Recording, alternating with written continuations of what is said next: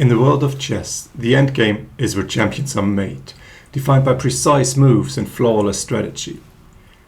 But could the secrets to mastering this critical phase hold the key to achieving your software development goals? Welcome to Frankly Developing. I'm your host Frank, and today we're bridging the final chapter of chess strategy to the art of perfecting your code. This is where patience meets precision, where every resource counts, and where ultimate victory is decided.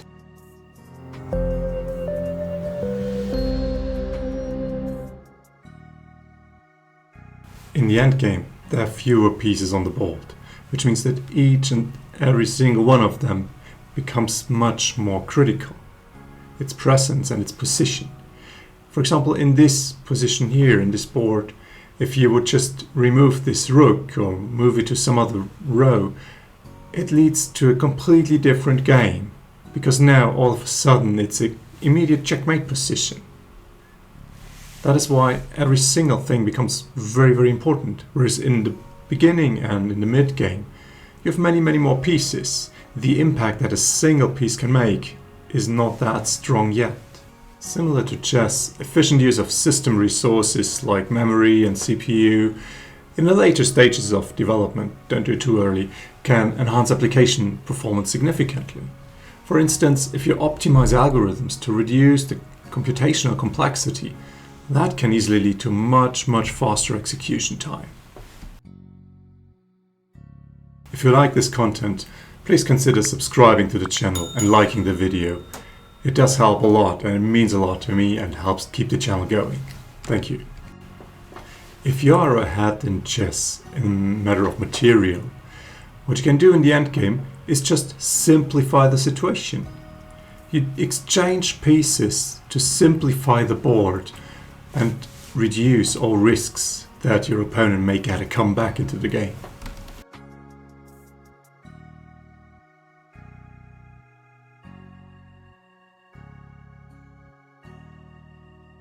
In software development, we do the same thing.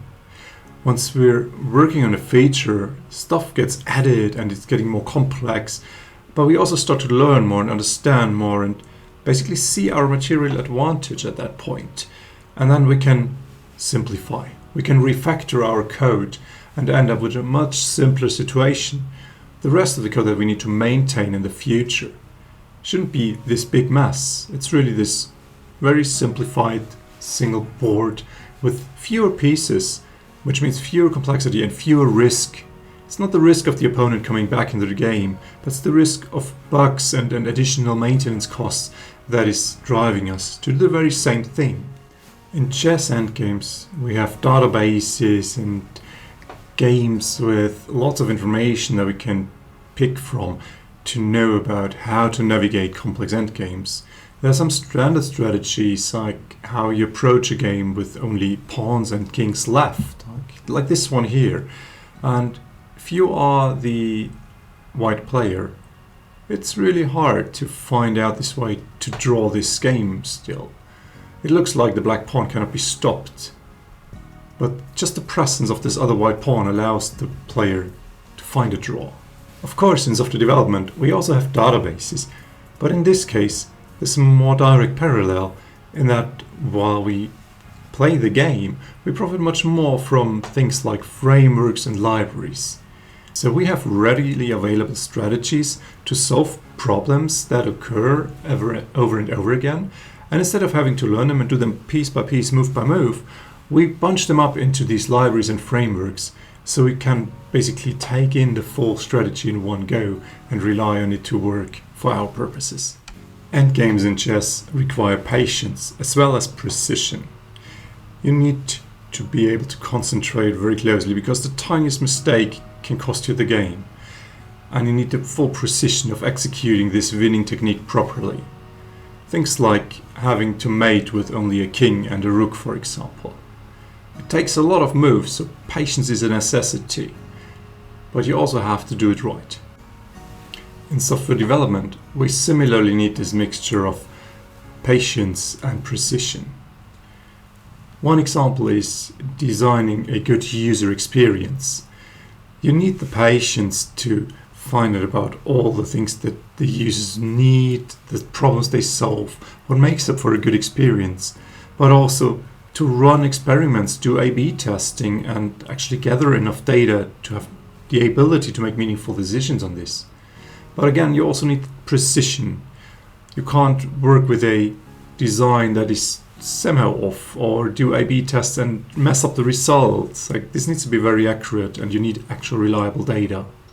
Another example would be performance. You need patience to get into a position where you can actually do something about it, where you have all the measurements in place, the monitoring, all of that needs to be built up first. And then you can actually see these impacts. And of course, you need an absolute precision. Like, you still can't neglect correctness of your functionality when you optimize for performance. This needs to be completely correct, of course. And still, you need precise measurements that allow you to actually determine which change made a good impact. This marks the end of our short series on the parallels between the game of kings and software development, where we looked at the opening, the mid-game, and now the end game, to draw these fascinating parallels to our daily life as software developers. I hope you enjoyed this content. Thank you for watching, and have fun developing.